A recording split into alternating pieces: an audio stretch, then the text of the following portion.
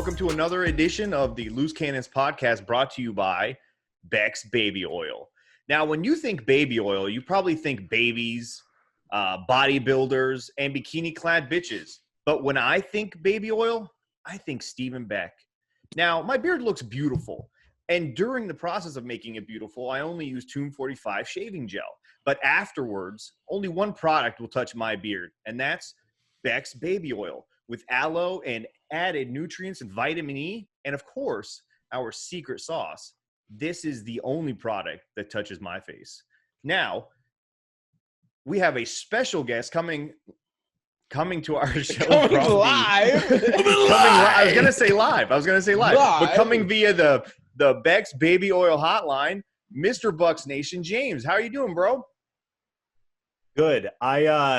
That's the best opening to a podcast I think I've heard in a long time. Ever.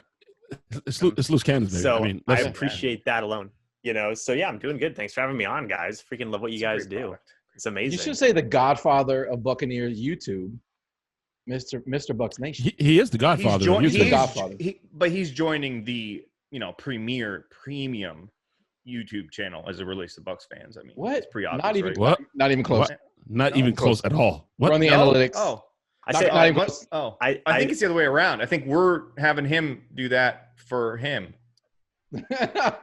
Well, hey, I told you guys before we started. You guys are about to blow up on here. It's literally going to happen any day. I would not even be close to surprised if y'all were at 2,000 subscribers in a month or two. That being said, Samir Ali has decided to give away a 2020. No. One more jersey. I will be giving away a That's right. 1997 Toyota Corolla with 373,000 miles on it. Sounds like a butte. Oh yeah. And Bro, the you get jerseys some are still worth subscribers. more than that. The jerseys are still worth more than that. No Bro, hey, AC and no treatment. Not here in West Tampa, bro. That Corolla is worth a lot. Yeah, bro. Throw some wheels on that Grandma bitch and a for badass spoiler. Some wheels and a system. Oh, You know what I'm man. saying?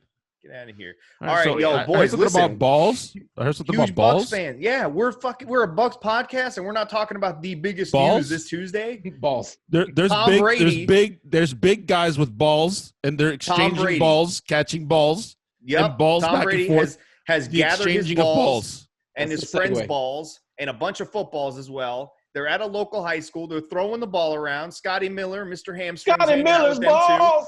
Whoa! Oh, man. Before we get to anything, Blaine Gabbert in those goddamn shorts. Did he get him from? Did he get him from? Who's the safety? Justin Evans' locker room. I Because don't them know, bro. thighs, boy. Oh Them my thighs, Those boy. thighs have Hey, him wow. down in contention for Mr. Beck's 2020. He's in contention after we saw those photos with his thighs. Holy shit. The Did you see oil. the photo? They need the oil. Yeah. Did you see the photo? We're talking about. Hold James. it up. Why don't you hold it up for James? Look at these. I think Look. I think I did see the photo. And then in Let me see. comparison to Brady's thighs, look at those things, dude. thighs, man. Look See, at if you put some Becks on those bad boys, he should be the starting quarterback. I You agree. know, listen. I agree. Everybody's just assuming Bold know, take. that's that bad. Brady's. Everybody's That's assuming Brady's going to be the starter. I mean, listen, Mhm. Blaine came to play this year. I mean, look at that photo. Who's the teacher and who's the student in that photo?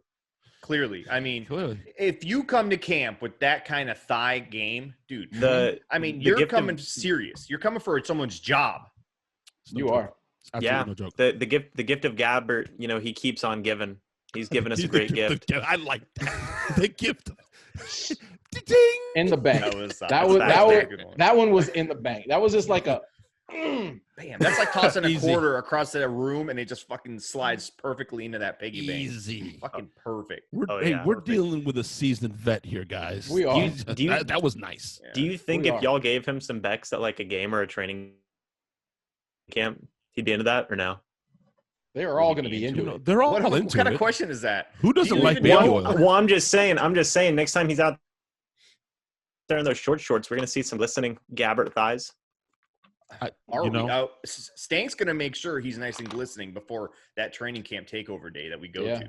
So, True. so, I mean- so Stank is like the guy for Brady, the trainer. He's just going to be. Well, I was Matt Gay's trainer. No, I don't. Listen, I'm gonna have to You still fight are that Matt dude. Gay's trainer. I'm gonna have to fight that dude, Why? Tom Brady's trainer, Why is that? because I mean I can't allow him to put his hands on Tom Brady during the season. I'm the official baby oil warm-up person at $1. Designated. Official. Yeah, Buccaneers designated. Sammer. Like, it's official. But I saw that you how had breaking exciting. news. How exciting is this, dude? All that shit that you guys told me with Tom versus time, and now it's happening. He's gathered his men. He's got his soldiers there. I'm definitely going It's to pull happening. a Sammer here because it wasn't guys. Guys is plural. It was more like me. I kept telling you to watch it, and you wouldn't listen to me, and then you finally watched it. So, but no. All right, yeah. Give yourself a patented Sam pat on the back. I like that. Sammer. I like that a lot. Actually, that was light. That wasn't patented Sammer. Sammer would go way overboard. But no, on a serious note, I it would is have like exciting as hugged fuck. myself and made out with myself and all that good stuff. It before you is even hopped exciting on, as fuck. Yeah, dude. I mean, I'm pumped. There are I like saw footballs that. being thrown. There are footballs being thrown. Receivers running routes. A lot of the stuff what we saw in Tom versus Time, right? I mean, he was walking the routes with the receivers and telling them exactly where I want you to cut and exactly where I want you to be. It's the attention to detail, man. That's what makes that guy different and special. So I'm fucking pumped. We kept talking about it. We haven't got much news. We're in the fucking desert of NFL right now, and then you mix that in with Corona, and fuck. So this has been great. This has been phenomenal. The fact that I got a thigh picture and I didn't even see a ball being thrown or exchanged has been fucking great. I've been chubbed up all day. Did you notice, though, that, like, Blaine Gabbert was the one taking the snap, and instead of standing next to him, Tom, like, wasn't actually – it almost looked like he wasn't interested in what Gabbert was doing. He was more interested in what the center was doing. I don't know if he was talking to Jensen and telling him or trying to learn his signals, his calls. I don't know what was happening, but he wasn't in the world of the quarterback realm at that moment. And that's what's so fucking cool about it. Well, listen, I know he's a quarterback. I don't need that. He's like, I got to learn the other stuff. Listen, there's a relationship that a quarterback and a center have that's really, it's just hard to put into words, okay? I mean, unless you've played the position, you've never – exactly. If you don't study the center's rear, like there's different crevices and grooves. Like Brady was back there studying Red's ass. He wants to figure out, like, where exactly do I hold my hands? How long is the taint? The curvature of the taint. Yeah, like the curvature of the taint. James, what the temperature is. Yeah, and you know, we got to bring James into this because he's kind of quiet. I don't know if he's scared because we're talking about baby oil and taints. I'm more just I'm more soaking in the atmosphere for a few minutes here. Okay. Speaking of soaking in, what are your thoughts on the quarterback to center taint ratio? Like, what are your thoughts on that? Right. That's tough. Exactly what you guys said. You got to have that relationship. I feel like his hands are going to be there a lot of the time. They're going to be there a lot of the time. A lot of the time. So I really feel like Jensen's down for it. Obviously, he showed up. That's initiative from Jensen. Who wouldn't be saying, down "Hey, for man, Tom." Yeah, he's saying, "Tom, like, get your hands as much in there as you need, man. I'm on board with this." I mean, if I got a phone call from a guy like Tom Brady and he's telling me, "Hey, meet me at this high school, 6 a.m. I need to feel some taint," I'd be like, "Dude, all right, hold." I mean, I've been awake since 4, waiting for this phone call. This is the phone call of my life. Is this why they measure quarterbacks' hand size so that the length of taint contact, or like if you get too far into the taint? They don't. Yeah, and NFL officials aren't the ones who are doing that. That's like centers in the NFL. They're the ones who are getting together and saying, "No, we need that information." I mean, Russell Wilson's tickling the balls. That's Huge hands. That's Huge. facts. Absolutely. Humongous. But how do you know his center doesn't just have an elongated taint area? He might, or he may make him like tape it forward, tuck it forward. I don't know. You don't want to get it in the way when you've got those kind of hands. So, did you break some news, Sammer, today on Twitter? It's kind of unfortunate, but it's a good thing we have a lot of depth at this position. But is it true that our wide receiver 1 pulled the hamstring? Listen, I'm not a doctor. I wasn't there. No. I saw a photo of our He was grimacing. Wide receiver 1. He didn't look very comfortable walking on that practice field. He looked uncomfortable. He looked like a man who had just torn his hamstring. Now, I have his picture going through facial data recognition program right now and comparing him to the moment he tore his hamstring in 3 other NFL games and that picture that we have from him from today. And it says it's a 90% match so far. So more than likely, Scotty Miller tore another hamstring today. No. He was winded. He's working out there the first time, trying to impress Tom. Like you would be. Might be a little nervous. You Right. know, might be out just there. a little bit. Just a little bit. Just a little It's bit. only his second year in the league, and You know, Tom Brady's throwing you the ball. he's out there, you know. Well, you know, he's out there, and like, yeah, Tom Brady's there, but Blaine Gabbert's there with those thighs. Make a man nervous. I kind of agree with James' assessment. You know, with those thighs, I mean, if I look over, you know, for the silent count, for the snap, and I see those thighs, I might get a little nervous. I'd get tired. You know, I'd be like, not just that, I'd be James. like, man, wow, that. Not just that, James, but I tend to agree with Stank. I don't think it was a pulled hamstring or a torn hamstring, Sammer. You're just a hater. What I think it was, personally, is the fact that, Brady sees a new white, young, small receiver that he can incubate and just make flourish, that he ran him hard, bro. He ran him hard. He was tired. He looked over at Mike and looked over at 12 and looked over at 13 and 14. He's like, I like 10. Look at this guy. I like him. There's something about him. There's just something about him. Something about him. I don't know. I can't put it into into words. Exactly. He's already getting the names confused. He's like, Wes, run the route like that. You ran it wrong. You know, my name's Scotty. Julian, what are you talking about? I mean, Danny. Is it Danny? No, it's Scotty. I thought it was Scott. I thought he changed his name. I thought he changed his name to Scott, and it went from Scott to Scotty, back to Scott, and then we're back to Scotty again. Okay. So, what about James. Rojo? Didn't Rojo change his name too? That's Ron. Rojo doesn't he play for the Bucs didn't anymore. change his name. Brady changed his name. That's right. He said he's Ron Jones. He's Ron Jones now. And from now on, he's known as Ron Jones. So, James, we haven't had you on here. It's first time on here. It's awesome. But what are your thoughts on the whole offseason, this whole fucking insanity? Me and you have had several conversations off podcast, just kind of kicking it, bullshitting. And we brought up the scenario, the possibility of Brady coming over, and no way, it'll never happen. And then it actually happened.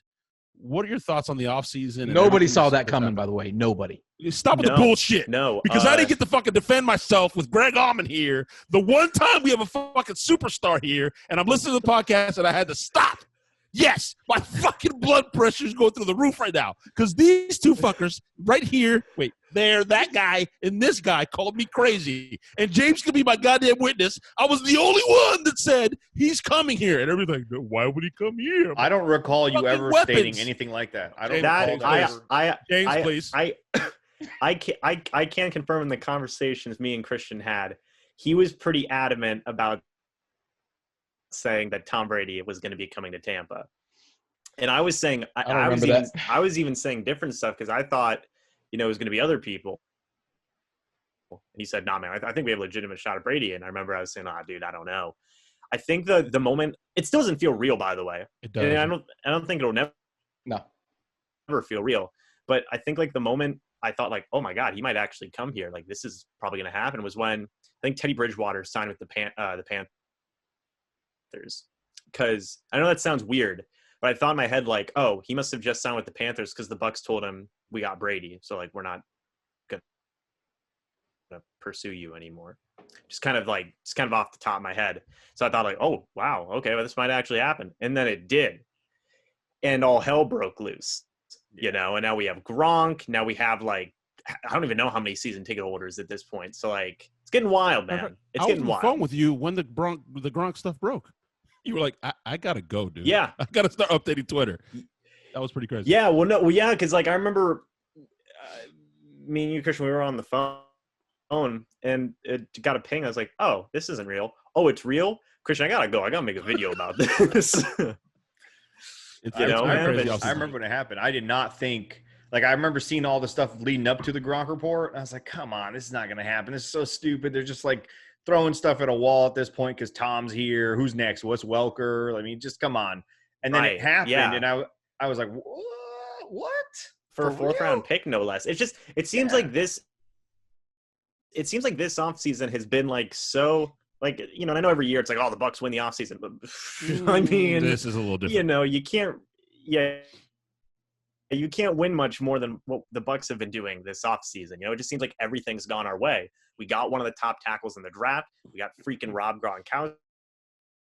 We got Tom Brady. We were able to bring back everybody on the defense. It's literally been like about as good as you can make it.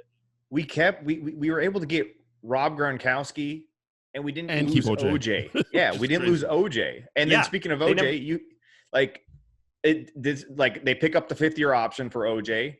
It's like now he has a chance. Does he rebound in 2020? I know you did a video that talks about his, 5th-year option and the Bucs going ahead with that and kind of the shortcomings of OJ up to this point in his career. But and I've been one of his biggest critics over the last couple seasons of, he looks the part, but he never plays that like angry, aggressive, hungry style that you want from a guy of his size. And who better to teach him or hopefully rub off on him would be Rob. I mean, Christian, I don't know if Christian agrees or disagrees. One of them disagreed with me on if, Rob would be able to actually get that out of him. Well, what I think is going to happen, and I was having a conversation with somebody earlier today. I have several conversations, not just with you guys. It's like you just talk all day. I do. I'm a barber. It's what I get paid to do. I cut your fucking hair. We talk sports. It's awesome. It's literally awesome. Best job in the world. Cut my hair until we get locked out. Until we get locked out, and I'm not going to get my fucking soapbox, but Wendy's is allowed to open. But anyways, I was having a conversation with somebody today, and it was based on that. Sorry, guys. I'm a little bit all over the place. Yeah, you're a little bit tense, bro. Just a little bit. You need some baby oil and a nice massage. I understand. I'm getting one tonight. But listen, I was having a conversation with somebody, and I think there's going to be a little bit of good cop, bad cop in Tampa, Stank, if you know what I mean. I do. I think Brady, they're going to take that saying or that style of BA, and it's going to be Brady coaching hard, and I think it's going to be Gronk hugging him later. Because Gronk's that playful, lovable guy that can teach you the way and be like, man, hey, listen, I know Tom was a little bit rough on you out there, but listen, it's because of this, and we want to get here. And you can't help but follow somebody that's doing it that way and is a fucking Hall of Famer. So if that can't rub off on OJ, then I'm sorry. Nothing is. You know what I mean? If Brady coaching him hard and Gronk saying, hey, kid, come here. Put my arm around you, bro. It's going to be okay. This is why Tommy acts the way he acts. This is why we put in the work we put in. This is why he screams and yells, because you have to be on this spot at this time. This is why you have to block every fucking play hard. So I think the combination of those two is what's going to change and make OJ emerge into what he should be. He's a fucking physical freak. He's got the tools. He just no more effort. Does he rebound in 2020? I don't know. I'm still not on the OJ. I'm not on the OJ bandwagon. Why does it take Brady and Gronk to come to town for this guy to wake the fuck up and start to perform like a first-round draft pick? I think he was absolutely in his feelings last year because he was taken out of the spotlight, taken out of the offense. I think he was in Arians' doghouse for a little while. Mm-hmm. I don't know if you recover from that. I just don't. I think you can. He'll get an opportunity. Why does it? I'm not saying he won't get the opportunity. Why does it take that? Why did it? We just finished watching a fucking incredible thing. Thank you, ESPN, in The Last Dance. Why did some of those players reach the potential they reached? Because of MJ. Why did some of the players that play with Kobe reach their potential?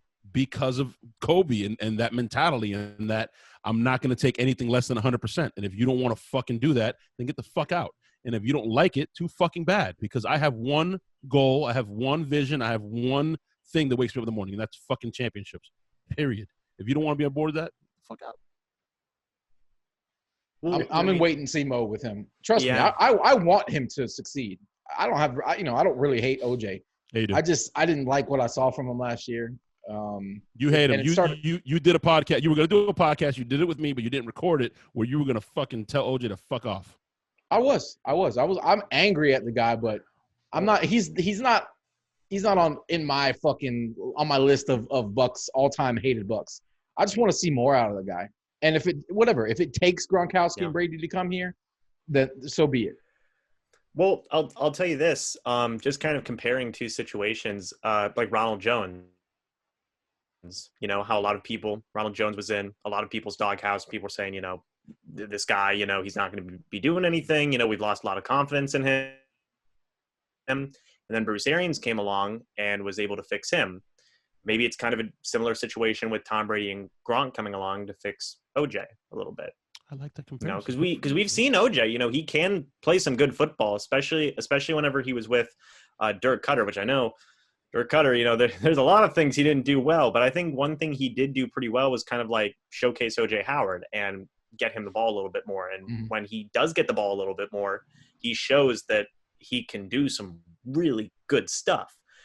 And I think last year, a lot of people said Bruce Arians doesn't use tight ends that much, or if he does, they're primarily used in blocking.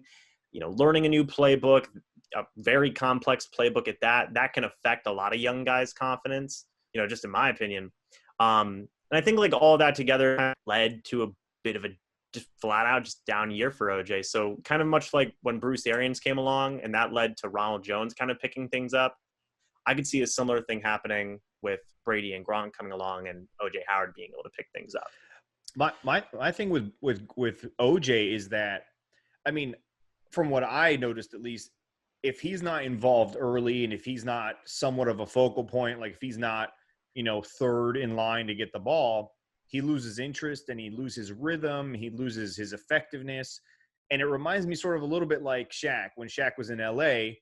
Like if you didn't get Shaq the ball early and kind of get him going, get that diesel rolling down the highway, when you finally did get him the ball, he wasn't as effective. He would be out of rhythm. He would be out of sorts. And OJ seemed like once the ball wasn't going to be coming his way, even as like the fourth option, he just kind of checked out. I don't like to see that from a guy that I expect to be, a Pro Bowl contending type of tight end. But I think that's just simply what happened. Does Tom Brady being here and does Gronk being there to kind of mentor him along, does that change the offense enough to get him more involved and more focused? Because I don't know if it was really – he was coached pretty hard by Nick Saban. So, going from Nick Saban to Dirk and then to Bruce Arians, it shouldn't have been a problem. It wasn't like he was just, I can't like focus on this guy. Fuck this guy. He yells too much. It wasn't anything like that. I think just not being part of that playbook or that game plan took him out of sorts. Does Tom come in and fix that because of the way that Tom likes to utilize talent and kind of maybe he can force that onto the coaching staff? It remains to be seen. But I honestly think that will be the difference maker for OJ. And once he feels like he's involved, he'll be more, interactive, more included and more just engaged in the entire offense and the team itself. Because he really seemed like an afterthought last year. And yeah, but if you think he's getting the ball, more this year, you're mistaken. He's not. I mean, Gronk. He's not getting the ball more. Yeah, Gronk is in the more. He will have more of an engaged opportunity, I feel like. I mean, when he was going on the field last year, he knew he was going to block, and that was it. Gronk is there, but Gronk's not playing 16 games. I don't care. When he was healthy, when he was consistently playing in the league, he wasn't playing 16 games.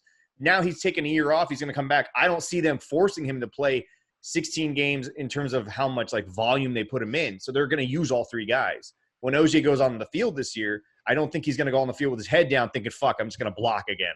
He'll feel like there is an opportunity, and maybe that motivates him a little bit more. Well, I think they were in a different situation. I think they were in a different situation last year, right? I think they were a little bit strapped with the declining play of Dotson, where they had to keep OJ in the block. They didn't have much of a choice. Yeah, good point. OJ can sound unengaged, and BA doesn't feature the tight end and all the bullshit. But the fact is, Dotson was a fucking liability. Love him or hate him, great guy. He was here forever, awesome dude off the field. But on the field, it just continued to decline in the run game and the pass game. So when you literally have no choice but to leave your best blocking tight end in to block, that is what it is. So I think just by having Tristan Wirfs over at right, it's gonna open up more of an opportunity for the tight ends to block. And I think you're right in the sense of volume, sheer volume. I think Gronk makes it through 16 games this year, but I don't think he's playing, 80% of the snaps.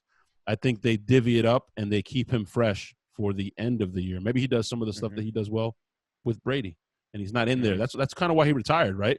He saw the writing on the wall. He's like, hold on a second. They're not bringing anybody in, and I'm it, and I'm going to fucking get the ball 40 times a game.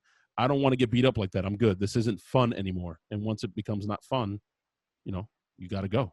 So it's a little bit different here. But like Stank said, I mean, when you have wide receiver 1 Scotty Miller, Mike Evans, Godwin, the running backs, where do the tight ends fall in here? You know what I mean? I know that Brady likes to use the tight end, and he's going to implement some of that with the part of the offense that he's bringing in. But still, again, you have wide receiver 1 Scotty Miller, you have Mike Evans, you have Godwin. That's 3, players he's probably going to target before you target the tight end, and then the running backs because he loves to throw out the swing passes to the running backs. Don't forget about Justin Watson. The reason I think I don't think he makes the team. The tight ends get opportunities because Tom Brady likes that big set. They like going to 12 personnel. They like to run play. He likes to run play action. And when you have those big guys on the line of scrimmage there, and then you have your wide receivers, and you actually will be able to open up holes and lanes for your running back, you'll be able to run that play action even more effectively than without. But the opportunities for those guys, they're going to be there. They're going to be on the field more often than they were last year because of what Tom does well. And that's going to be what kind of forces the coaching staff's hand. If it doesn't, they're fucking idiots. But I just don't see that happen. I don't see them being that dumb and that egotistically driven that they're going to just ignore what TB12 does so well, and that's 12 personnel and putting tight ends on the field. They're not going to call specific like plays for the tight ends, but they're going to be more available than they were last year. How many tight ends do we keep on this roster? What happens to Tanner Hudson and Anthony Auclair, who is the best blocking tight end on the team? We kept 4. Anthony Auclair, I think, would be the best blocking. Well, no, Gronkowski is. Hold on, what the fuck? What? Okay. Before Gronk, it was Before Auclair. Gronk was Auclair, yeah. Yeah. Well, I was forgetting about Gronk now. Hold on. What's up, James? It's interesting because I always think of this quote that Bruce gave back. I believe it was at the Combine press conference. When he was talking about this. When he said, I think that Anthony Auclair is one of the better blocking tight ends in the entire NFL, and bringing him back is a priority for us this offseason. It's what he said. Look it up. No, I remember. Yeah, he did. Promise you. I remember that. I did to do a triple take when I heard that. So just like it's weird. Do they keep 4 tight ends? I mean, Tanner Hudson could just maybe go back to the practice squad, but I don't know if he might get signed by another team. So I don't know. I can see them keeping 4 tight ends. Yeah, I can see them keeping 5 wide receivers. 5 wide receivers are saying. I think they keep 4 tight ends. I really do. Auclair. I don't say they have a choice. OJ and Gronk.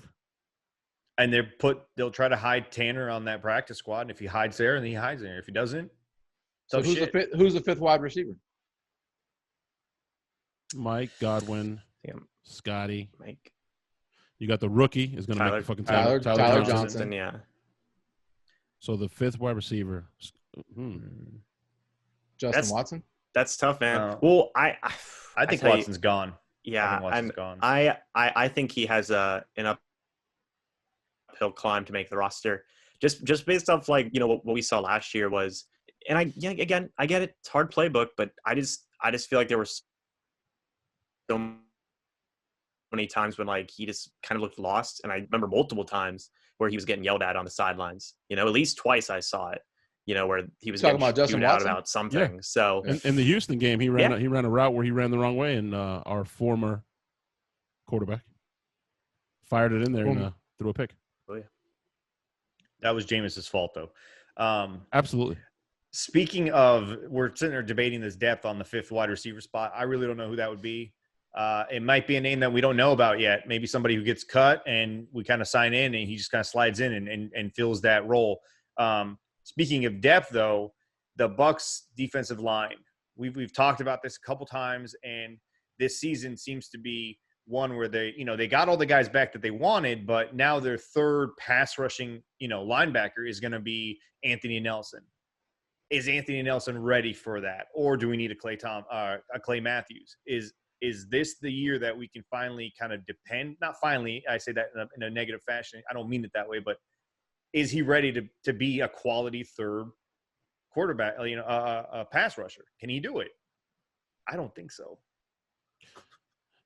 Personally. We never got really the opportunity to see him because he got injured. I think the kid has talent, man. When I saw him play, he flashed. He batted a couple balls down in prime time. He just got to stay healthy, bro. His problem is staying healthy. I mean, it doesn't matter how good you are. Yeah,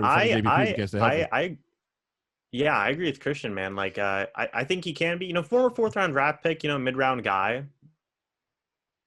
It's not bad. It's not like he's an undrafted guy or like a 7th round draft pick. They invested a decent pick on him. Losing Carl Nassib, that sucked. He's making good money over in Las Vegas right now, so shout out to him. But the big thing I remember whenever, I believe Carl Nassib was even like a 3rd or 4th round draft pick as well, but I remember the big thing when Anthony Nelson was drafted was, we just took another Carl Nassib. And, I mean, there you go. It's just kind of like replace one guy with basically his clone. And I just don't think he can do it, but I think that, like what Christian was saying, he did flash some talent. I think he had a forced fumble or a recovered fumble at one point. He was making some plays in the preseason. But in terms of him not being ready, I think a lot of that has to tie with the fact that he obviously Sam, like he wasn't able to play because he was hurt. That's what I'm like saying. In terms of just like that, right? But when you're unable to play because you're hurt, as well. It's like when you're unable to play because you're hurt, you miss the chance to get those valuable reps that matter. Not the ones in practice, not the ones in training camp, not the ones in preseason, the ones that matter. So now he gets kind of pushed into a role where he's going to be playing probably double the amount of snaps he played last year if he's healthy. I just don't know if that means he'll take advantage of the opportunity or he still has a learning curve.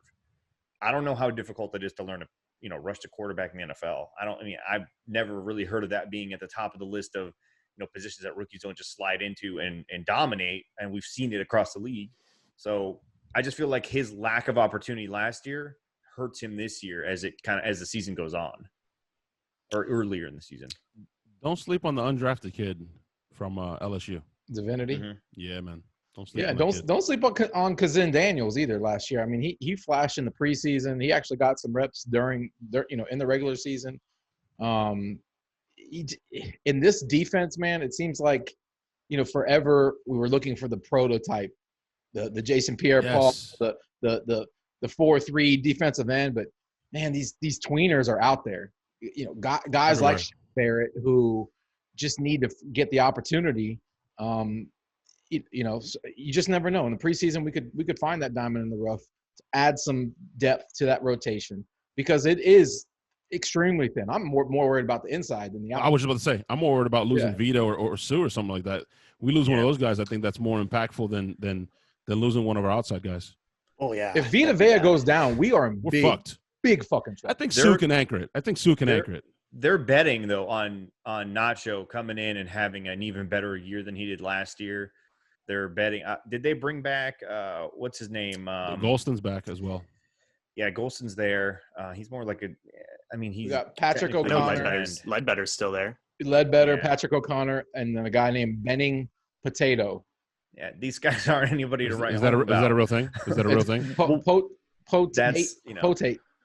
That, like, they are legitimately one interior lineman on defense, like one injury away from potentially having a terrible run defense at that point, or not as good as they were. And our Nebraska draft pick, Khalil Davis. There's a lot of gambling this year. Like we're top heavy. That's the thing. There's going to be a lot of gambling. Sammer, that can be said for a lot of teams, man. If the Rams lose Aaron Donald, they're fucked too. There's not you can't have blue chippers at every single position and in depth as well. It's not Madden, you know what I mean? And this isn't an attack on you, obviously. It's just when I hear people talk about it on Twitter and other podcasts. Yes, Sammer, you stupid. No, I'm not. Again, I don't mean to saying it like Sammer. I'm not even saying it that negatively. Pro bowlers at every position. No, I agree. Yeah, exactly. I agree.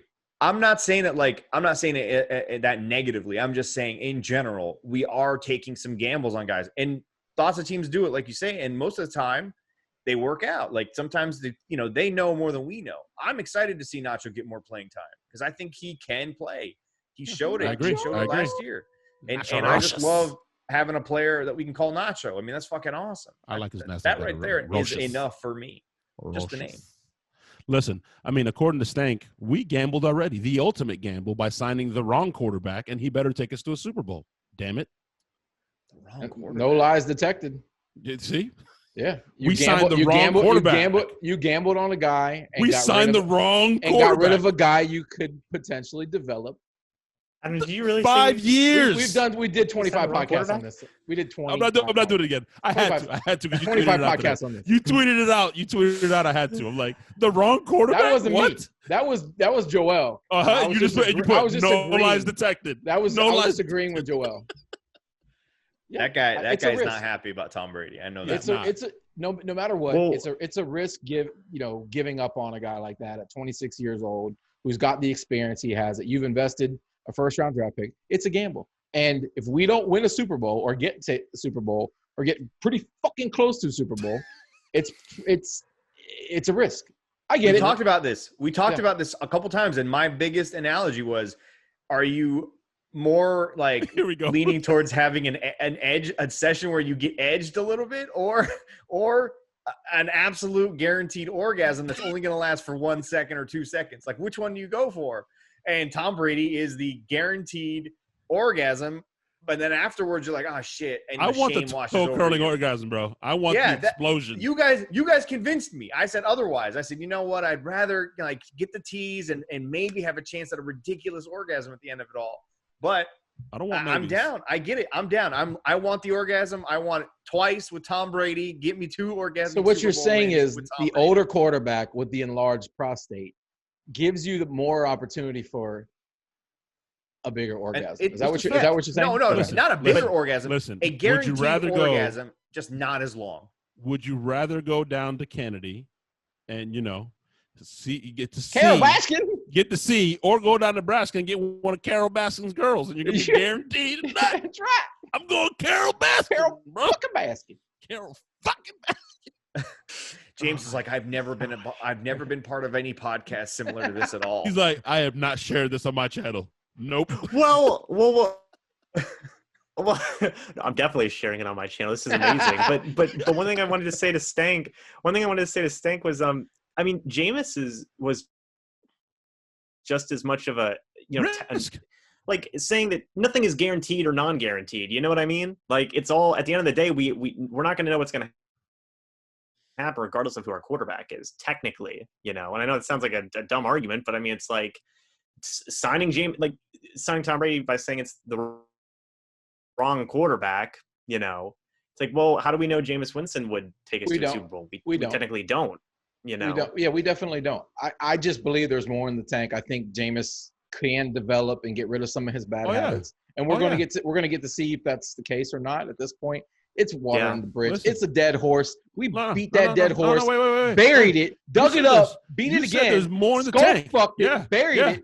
My ball tank is full from 5 years of Jameis fondling it and not getting the fucking nut. So I'm done. You just called it a ball tank? Hold on. You just called it a ball tank. The tank, man. You got to empty what kind of texture? Tank. What kind of texture is on your sack? You called it a ball tank? Yeah, just the level, the fuel level, man. Mine looks like a sack. Level. No, mine looks like a sack. I call it a sack. Yours is a tank. See, you're taking the whole tank thing and you're visualizing it. I'm just literally saying the ball level like tank. I mean, there's a firing can coming off of it. Not that my balls look like a tank. My balls look normal like a sack like everybody else's. It's just the level was full from being fondled, the buildup, and then no. See, you like rimming. I want to. So no one ever talked about my asshole. 1, 2, you're basically saying that you need Tom Brady to touch your taint and finish. Let him complete. Yes. Okay. I get it. I mean, we knew that already. Hey, full disclosure, full transparency. Tom Brady's gonna fondle the balls. Boom, explosion. Not no fondle, interception. Shit, there goes my boner. It's like the kid walking in the room, dude. It's gone. Forget it. It's cool. I'm trying to figure out the words I'm going to use to describe this podcast. I mean, there are no words. Yeah, that's a good one. I think that's a good one. That's a good title. How did Greg Allman? How did Greg Allman? Dude, you know how Greg Allman survived? He kept talking. I've talked with him. He didn't let us talk. Because I've talked with him a couple of times that I know how he is, so I just think, oh my god, like as soon as we started going, I thought, how in the heck did Greg Allman survive this? I was starstruck. Yeah. I was on my best behavior. Papi Latte wasn't here to I'm usually fuel. But Greg also answered and I'm not saying this in a bad way. He answered in long, structured paragraphs when he gave his responses to our questions, and it was cool. Like, he knows his shit. He was on top of it. He brought to light a couple things in the schedule, the way it was built that I never thought of, that apparently those week 2 and 3 can just be slid completely out of the schedule. Yeah, no, I was like, what the fuck? Yeah, that was like some next level fucking mathematical algebra calculus type of shit. Right? We didn't fucking think about that. Greg's an awesome that was good stuff. But he also dropped some massive nuggets that relate to this show. I mean, he lives in the same fucking neighborhood as Matt Gay. Like, incredible. We are the official Matt Gay fan club. I told you to fucking listen, Christian. They went fucking trick-or-treating together, Christian. Bro, if I'm not on it, I don't listen. I just man, that's messed up. That's messed up, man. I'm just wow, not that's a that shot. Interested. Listen, I watched Bazio's unveil of your fucking bus, motherfucker. Yeah, I watched an entire fucking video about hairs and other bullshit just for 2 Because it was seconds about your bus that you designed. Yeah, it was your bus you designed. The last 2 seconds. But listen, the Exactly. legend of Matt Gay grew. He teased you. The legend of Matt Gay grew because of something that Greg Auman told us. Greg Auman broke the news that not only does Matt Gay participate in Halloween in the neighborhood, he also gives out full-size fucking candy bars. Full and size? He plays pickup football in the front yard with all the kids, and he's an all-time quarterback. With Riley. So we already know who the emergency quarterback is if anything ever happens to our fucking Hall of Fame Tom Brady. Rewind, though. Full-size bars? Full-size bro. Snickers, bro. Yeah, the fucking I'm king of candy bars is the Snickers. We all know that. No, stop it. You're crazy. It's well, the candy king, bars, bro. candy bars, but the best bars. The best fucking Halloween candy is Reese's Pieces. Well, I didn't say Halloween Reese's candy, Pieces. bitch. He's You right. don't like Reese's? He's right. You don't like Reese's He's cups? right. The cups, yes. Oh, the cup. Yeah. You said Reese's Pieces, bro. That's No. some ET shit. Reese's Nobody cups. said that. The cups. Reese's cups. The Reese's cups are James, cups you are- care to you know what I mean? Reese's. James, are you you gotta a Reese's jump guy? in, bro. I agree. You I gotta rescind. jump I rescind. Reese's cups is facts. Okay, that's It's just not even an argument. up there. That's top tier. But you said Reese's Pieces, bro. I was about to. Like the little Reese's Bro, I'm Spanish. I fuck up sometimes. You're married Reese's to a Puerto Rican. Pieces? Yeah, Reese's Pieces, man. Hey, you got that Reese's Pieces? Reese's Pieces. Yeah, in their world, that's pretty much it. Like, I mean, I'm foreigner. My mom. Their world. Reese's cup is Reese's. Jesus, Pieces. ever. Just like the other day, there's a faction of you people that are just we have people that are horrible. We have the real Reese's peanut butter cups. Real. It doesn't even sound like how we boo-boo. talk. Like, James, hold on. James, what is the king of candy bars? I mean, in my opinion, I'm a Hershey's guy. Oh, he's just plain. Nuts or no nuts? You gotta have nuts. Gotta No nuts. No way. Get out of here with that. You can't. Wait. Hold on. It's been Hershey's fun being bar on the is podcast, trash. guys, but I guess I gotta go now. The Whoa. Okay. The Hershey's candy bar is trash. Without Hershey's It's not even real candy chocolate. bar is trash. without Bro, almonds. I don't see almonds. these other candy bars going out there getting their whole freaking, amusement parks and stuff, okay? Listen. They Okay, built James. it I know themselves. Hershey's Okay, got an James. amusement park up there. They Look, built they're it players in the themselves. game, okay? Look, they're innovative. You They are can't players in even the hit game. their level. I'm seeing Hershey's cereal in the grocery store yesterday, okay? I ain't seeing nobody else besides Reese's Sour Puffs? Patch Are you playing that kidding me? kind of Reese's level. Puffs Reese's incredible. Pieces have the Reese's Puffs are cereal, incredible. bro. They're Yeah. freaking. That's blasphemy, James. Reese's I'm- Puffs are incredible. James, I expect you to do your research. I can't even talk about it because the roof of my mouth's shredded, okay? I'm sorry. That is fact. That is because you're eating cereal with water. You need to eat your That's- cereal with milk. Listen, crude oil. I'm sorry, but listen, Hershey's the chocolate Hershey's. is the worst chocolate. No. Hold on. It is. Whoa. If you're going, look, he's pissed. Listen, I will James give is James this. Fuck this. I will I'm give off James. this podcast. I will Fuck give it, James James. this. Max is- I will fuck up some of the what. And James, you can help me here because you're a Hershey's aficionado. He's a Hershey squirt. The Hershey one that's like cookie dough, cookie Oreo, whatever. The white one with the. Oh, yeah, that's yeah, good. yeah. Come That's on. fucking fire. That's fire. Yeah, That those is are good. hot. That's lava. fire. White Those are chocola's good. disgusting, and I Yeah, consider listen, myself Adam. white chocolate. The level- I consider myself. The level It of tastes like variety, shit. the level of variety with the Hershey's that you can get. Wait, there's more than just that Yeah, because bro, they got so I many only knew different about kinds. dark milk and light, and then that Oh, white one with the Oreo shit. Bro, There's more they than got that. the caramel ones, Christian. they got the almond ones, bro. You got Have you ever been to a grocery try the mint. store, Christian? Try the mint ones. No, I don't go to grocery stores. I go to Spanish markets. They're called bodegas. Bodegas. So, Mm. you know what I'm saying? Mm. You need to when try you the mint graduate. ones. When you graduate to Godiva or Ghirardelli, What? holler at me. Man, That see, is that's some better privileged white. ass. That's some privileged ass Better white chocolate. people shit, bro. Godiva. What are you talking- Better. Godiva. That's some white people hanging out in the some- backyard in your fucking Hey, hot tub with your That's white. some Karen shit. No. That's Karen. What do you mean, Hershey? Listen, I will Where's call the Godiva? Hershey's. I will call your manager if you fucking eat Hershey's in front of me, bro. The only thing Hershey's is good for is a s'more. That's it. I don't have Otherwise- a manager. It needs to go in the fucking trash. Hey, low key, guys. I've never had a s'more in my life. Stank's going to that Godiva chocolate store at Tampa International Mall, okay? He's going there with the free coupon saying, I want my free Godiva, I want my free okay? fucking I want Godiva. Godiva. Yeah. I want my free Godiva little ball. Wait, Christian and I, we're just looking at you guys like, what are you guys even talking I about? have no idea. I've never stepped foot in a Godiva. We need to rewind. White people just get coupons in the mail for free shit now? What the fuck? You said you never had a fucking coupon in my life. I've never had a s'more in my entire life. Never. Whoa. We're getting into some deep territory here, boys. This is serious. Bro, I don't know if you're killing me, Smalls. Well, listen, guys. Listen, I'm brown, all right? Brown people don't do a lot of different things. And one of those things is camping. So s'mores come kind of with the camping thing. We don't skydive. We don't fucking, like, swim with sharks. We don't do, like, scuba diving weirdo. Like, you're just grouping me in here, bitch. I'm brown, too. I fucking eat s'mores. No, man. I camp. And for once, I'm not the whitest person on the podcast. Oh, maybe I am. Well, I don't know. We're equally white. Stank, you're still pink. He's white. You're pink. Though. Fuck. You're almost Bro, translucent. Stank is so white, he's fucking like tracing paper transparent. Like, we're getting close. He looks like a piece of paper that you rub with like a greasy hamburger and you can almost see through it, but you kind of can't, and it looks really wet. God damn. No, I'm out.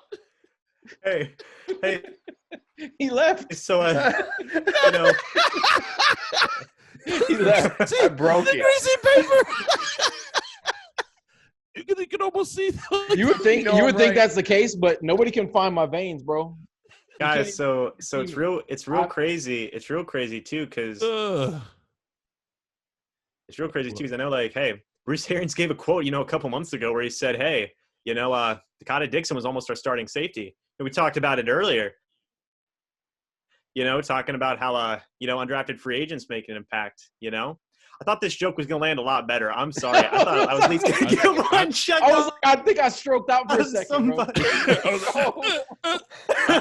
I didn't. Yeah, it's okay. I don't even. Where was the punchline? That was. I thought you were just. Did you say Dixon? I thought you were reeling us back in. I thought you were doing my job. Did you say Dixon, like Dixon for me? No. I was just trying to wrap it back up. I thought that was pretty funny. He was trying to transition. I was waiting for how the white skin color. I was just trying to transition hard. Oh, no, but whoa. anyway, no, Sammer. Hard. So Sammer, you mentioned earlier about how, like, some of these undrafted guys, and Christian, I think you mentioned some of them too, but, like, Bruce trusts those guys. Some of them, Dakota Dixon, like I said, if he wouldn't have gotten hurt, Bruce said just point blank, yeah, he probably would have been one of our starting safeties. That blew my mind when I heard that. So, just kind of going back, all the way back to, talking about some of those backup guys, like, yeah, I could see some of those guys making an impact. And, Anthony, aside from Anthony Nelson, like Kazin Daniels, like who we talked about, and some of those other guys, so I don't know, but I do see what you mean about how kind of like, ooh, we lost some guys. It's a little bit weird right now. Like, I would be interested in seeing them bring in like Sam Acho or something, or bring him back again. I love our quarterback. He's a great social media follow. Have you seen all those memes going around with my plans and then 2020? Yes. Somebody posted a picture of Devontae Freeman diving into the end zone in the Super Bowl and said my plans, and then 2020 was Brady holding up the fucking Super Bowl trophy. Okay, that's pretty. And then Tom Brady retweeted it with the Michael Jordan laughing at Gary Payton. Dude, the Tom Brady is the fucking GOAT, bro. Straight up. The like accountability and that like Michael Jordan, that everything that we saw in that Last Dance, like by far the best sports documentary I've ever seen. I can't believe I still want more. It was 10 hours and I still was like, oh, can we have 10 more? I want more. 10 more, please. Can we have 10 more hours? But in watching that, you see a lot of that, like almost obsessive, compulsive, like this need to win no matter what, and just dragging teammates along the way. And you see that in Tom Brady. And now we have a guy in Tom Brady here who's going to now, like, dude, making the playoffs is not the thing. We need to just fucking win the playoffs. We need to win the Super Bowl. Like, that's the expectation that Tom comes in with. And now everybody on the team has no choice but to adopt the same fucking mindset. And that's unprecedented. We have never had that here. Even after we won the Super Bowl, we didn't really have it. It was just like that documentary just brought so much of that up when I was watching that. I was just thinking, man, we are going to see something like this about Tom Brady in 10 years. And we haven't. I told you guys when he signed here, the entire organization was going to be different top to bottom. Homeboy that we had on here from the Patriots, the beat writer, I can't remember his name. Forgive me, I'm so sorry. Sammy, you remember his name? The Patriots writer? Mike was on here. He said, listen, it'll be different. All the stuff you see in the locker room with towels and that shit is just the standard is different. The way the lady answers the phone at the front desk is different. God damn it, my ticket rep, Joel, shout out to Joel, has called me twice a week since we signed Tom Brady. Just checking in with you, Christian. How you doing? You good? Tom told me I have to call you every week, Christian. The level Tom is told me different. I have to call you every week. Joel told me. Brady said, call the fucking fans. Check with them, goddammit. There's a different level of expectation here. And Joel's like, you know what? TB12, baby. I'm following the fucking plan. I would have loved to have seen Tom Brady get signed when we still had a ping pong table in the locker room. Oh, my God. I wanted to see that. That would have been. You know what Tom would do? I'll tell you right now what he would do. Exactly what he would do. He would have burned it. He wouldn't have burned it. He wouldn't have burned it. What's the trainer's name, Sammer? What's the trainer's name? Adam. Adam, his trainer. The rub down guy, the trainer. The baseball guy. Fucking Eddie Guerrero. Eddie Guerrero. He would have gotten in there really early before all the players got in there. And he would have been on that table butt-ass naked getting rubbed down by Guerrero. And that's what I think about your ping pong table, guys. My nuts are on here, and I'm naked, and now I'm going to fucking throw this goddamn table away. You know what I think? He would have just been sitting there with a notepad and just waiting for somebody to go and play ping pong, right? As soon as he right. Oh, you want to play ping? Oh, you want to play ping pong? Okay. Bruce Arians. He check. or excuse me, Jason Light. He wouldn't even have. He wouldn't even have done anything, like a guy like Justin Watson would be over there playing ping pong with somebody, like Donovan Smith or something. And like 7 weeks later, it's like week 8. Hey, Tom, I was open. Why didn't you throw the ball? Why were you playing ping pong? Exactly. You just download that shit and never, ever forgive you for it. Ever. Oh, I'm so sorry. I'm so sorry. I thought you were a ping pong player. That's right. My mistake. Like Sammer said about Michael Jordan, that was right? 2 months ago, man. The guy from the Jazz that told MJ in the offseason, like, man, I can guard you. Why don't you come back? I'll lock your ass down. Oh, Byron, when Byron Russell said that. And he's like, right there, he made my list. It's like, wait. Oh, my what? God. Made your list? Yeah, bitch. 2 years later, I'm going to hit the game-winning shot on your ass. You made my list. Hey, James. I don't know if he'd burn the ping pong table, but I could see Tom walking in there, watching whoever was playing, letting them finish their little tournament, and then, celebrate in the end whoever won. And then he steps up and goes, all right, so now whoever won has to play me, and then just fucking wiping the floor with them and then just folding up the ping pong table, and he never saw it after that. Does Donovan Smith get to play loud-ass music in the locker room during interviews now? No. Because he's the DJ. There's no music allowed. No one's allowed to listen to music the entire season. Is he playing loud-ass music? While Brady's doing his locker room interview, is he playing the loud-ass music in the background where Brady's trying to, every one of those guys will be required to show up the next day after Tom Brady's press conferences with detailed notes proving that they listen to his press conference. And if they don't, they're running laps. I mean, fucking, that's it. They're going extra hour on the sleds. Whatever the fuck it is. They're doing that homework. Oh, what? You don't have your Tom Brady press conference worksheet filled out? Cool. Guess you're not practicing with the team today. You're cleaning the locker room. You're scrubbing cleats. Yeah. So I'm afraid to even bring this up. And I know Adam, Stank, you're going to be afraid for me to bring this up because we've shared this fear together. I retweeted something today, and Sammer said, I fucking told you so. Have you guys been watching, James? Have you been watching this Madden simulation of the season? I have. The Bucs are undefeated. They're 8-0. I saw that. Fuck. That's scary. As a Bucs fan, like the first thing you think, unless you're Sammer, is fear. Shit. No. I want to be an underdog. Leave me alone. Leave us out of the light. I told you it makes me feel extremely uncomfortable getting all the love. I'm like this, like a nutcracker right now. I never feel uncomfortable getting all the love. I mean, I think we're at home. Well, you personally, but the team though. Okay, so I'm uncomfortable for it, yeah. But what are your thoughts on 8-0?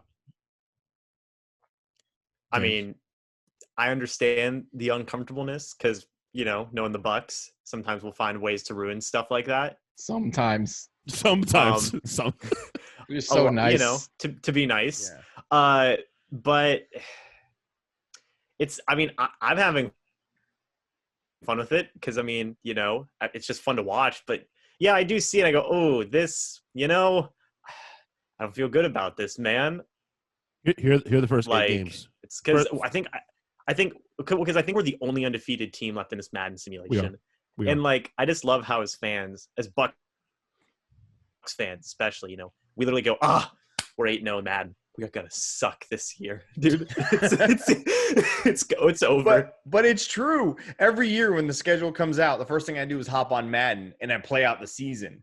And every single time, I end up like going 15-1, 14-2, something like that, and the Bucs fucking, you know, shit the bed for 5-11. And so 2 years ago, I said, "Fuck this! I'm not playing the Bucs season before the season starts ever again." And I stopped. It didn't fucking matter. We still fucking sucked. It didn't make a difference. But you stopped playing on rookie mode, by the way. Bitch, I play on all man mode, bitch. Come on, man. Try it. Come on. Try it. But listen. That was defensive. The more important thing, though, the more important thing is not – it was offensive because he might be right. But the more important thing is not the Madden simulation. But when was the last time the Bucs were getting favorable, you know, views from Vegas? That's the one that matters more to me.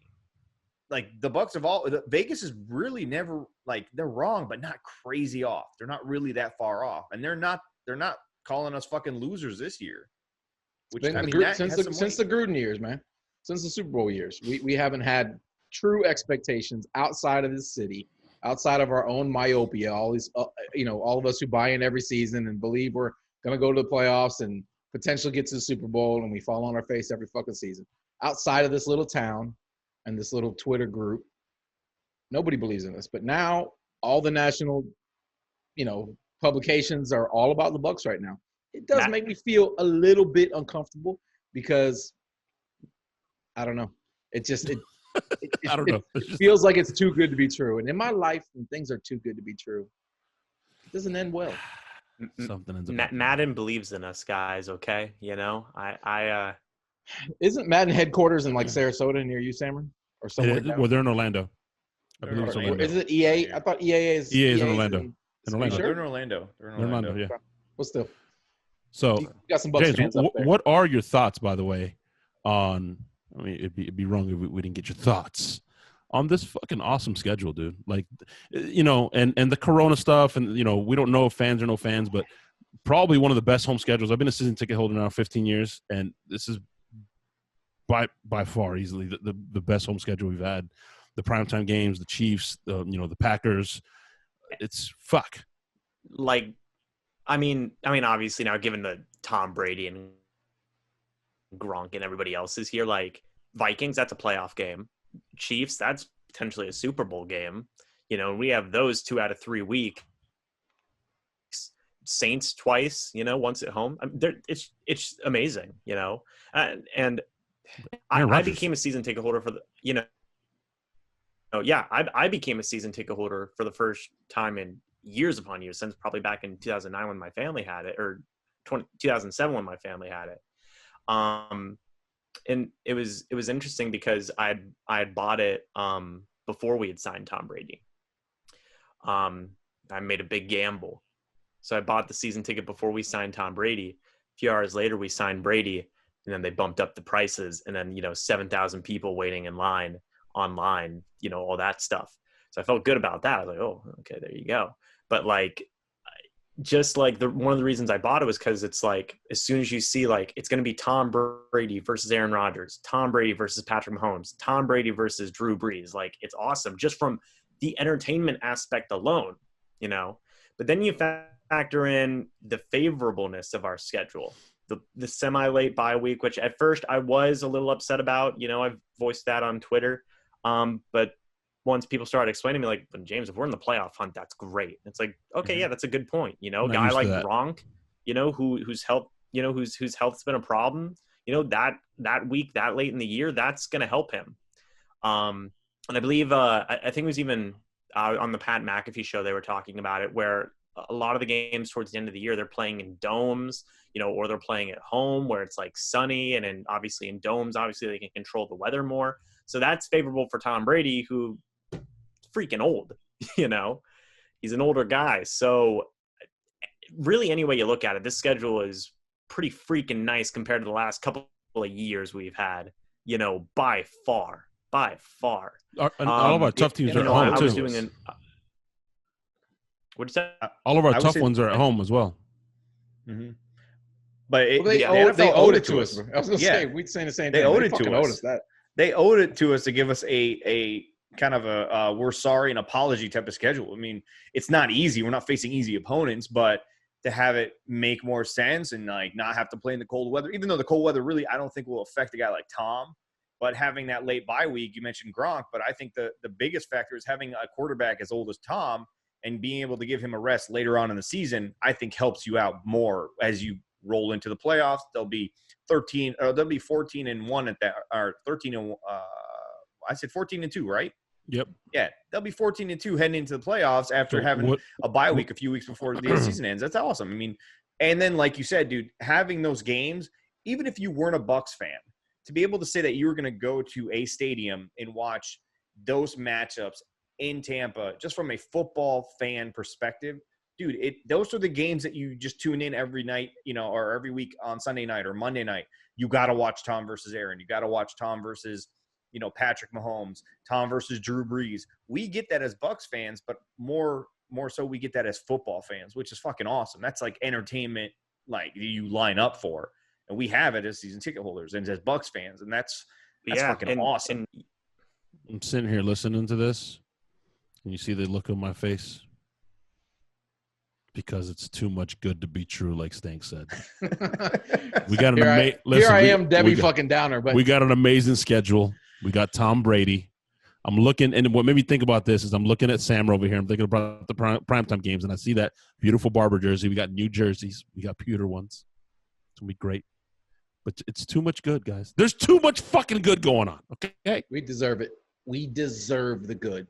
Well, you know, it's got to be good. Man. 13 years of fucking misery and pain. Listen, sweating. Karma's over. It's stadium. We're going to have like 10 fucking plus years coming up of amazing Buck football because Aaron Rodgers is coming next year. Aaron Rodgers is coming. Be a backup. All right, we'll have a backup quarterback, and Aaron Rodgers will take over after Tom leaves. Then we'll have Russell Wilson slide down into retirement bay, and he'll win us a couple more. We're looking at potentially 6 or 7 more rings, trophies, Lombardi trophies that we're going to be adding to this franchise's belt. I mean, that's unprecedented. And we have a Hall of Fame kicker in his second year in the league, starting this coming season. Show him the shirt. Show him the shirt. Where's the shirt? The shirt's right It hasn't been unveiled yet. Show him the shirt. It hasn't been unveiled yet. Show James the fucking shirt. No. Oh, damn it. No. But then it'll be on YouTube. Right. So what? I do want to say, you know, we talked about that. We did talk about that second year kicker, man. Elliott Fry. What? I'm excited. What? You know. What the fuck? Wait, what? I'm excited for Elliott Fry, man. Make sure. This guy's bringing up another kicker on this podcast of all podcasts. This podcast is sponsored by the Big Gay Kicker. What are you talking about? Bro, of course they signed a fucking kicker. They're not interested in getting their fucking Hall of Fame kicker's leg fucking tired in camp. Who else is going to do those stupid fucking unnecessary special teams drills? Of course, the kicker they signed. I mean, what do you think? This guy's going to take Matt Gay's job? That's like saying that's like saying fucking any quarterback's going to come off the streets and take Tom Brady's job. It's not happening, man. Only Blaine Gabbert with the thighs. Only Blaine Gabbert with the thighs. That's the only. No, dude. I mean, the thigh game is the only reason that he even has a chance, but he's not going to take his job. And this is Matt fucking Gay we're talking about here. The legend Matt Gay. In case you didn't know, James, you could talk a lot of shit about a lot of players on this podcast, but don't fucking talk shit about Matt Gay. Elliott Fry. I didn't even know his name until you mentioned it. Yeah, I mean, who the fuck names their kid Elliott if his last name is Fry? Shit, right, fucking exactly. dumb. Just fucking dumb name. Listen, didn't you see Matt Gay's head on the Statue of Liberty? Did you not see that? I didn't even do that. That's a real thing. They're thinking about doing that in his honor. They should, and they should. Fucking that's Elliott Fry.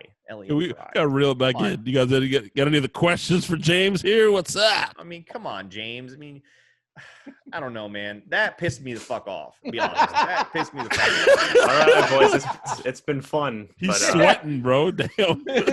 Why are you sweating, Sam? Oh, my God. Hey, James, man. there's something living under your comforter right there. Yeah, I keep seeing, like, using a phone and stuff. It's weird. No, I think it was like a cat or something. It's a ghost.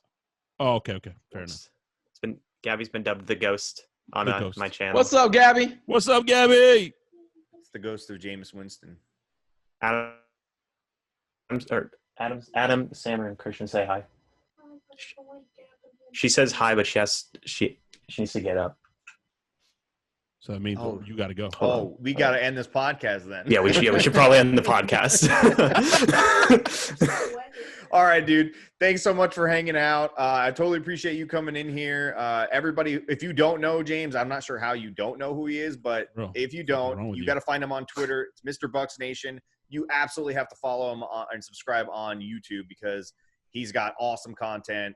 He breaks down players. He breaks down, opinion, all of it. He's by far the king of Bucs. I break down YouTube. second kickers that we bring in. Yeah.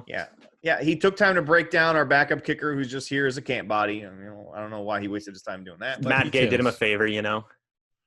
basically, Matt Gay's the reason we have Tom Brady. But we don't have 20 minutes to dive into all of that. We don't. You need to We just don't. tune into the other episodes and learn all that. But He looked at the again, roster. He's man, like, "Oh, we got Gay. Sweet.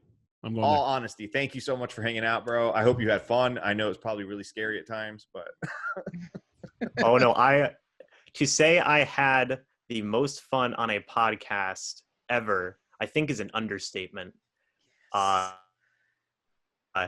I'm just gonna forever. Now I want to go back and watch the Greg Allman episode. Did he have video in his? He did. Yes. absolutely, yeah, absolutely. Was he visually uncomfortable at any point? No, he slid right in. He Slid this is right his in? home. Yeah, slid right man. in. But He was waiting. Sammer's He was gonna ready and I waiting. want. Sammer's gonna end the podcast the only way we know how. No, we don't do that anymore, Christian. We don't do that. I want to see James's face. Come on. We don't do that anymore. Yeah, We go didn't ahead, do it with James. Greg. We Come can't on, James. We Oh. can't do it for the Mr. We can't do it for me. Come on. So me and Stank will do it. Come on, we Stank, let's do officially it. ended. We stopped it. We're gonna end over? this podcast It's the not only way we know how. That's right, everybody. Ready the Ready fucking cannons. Go Bucs!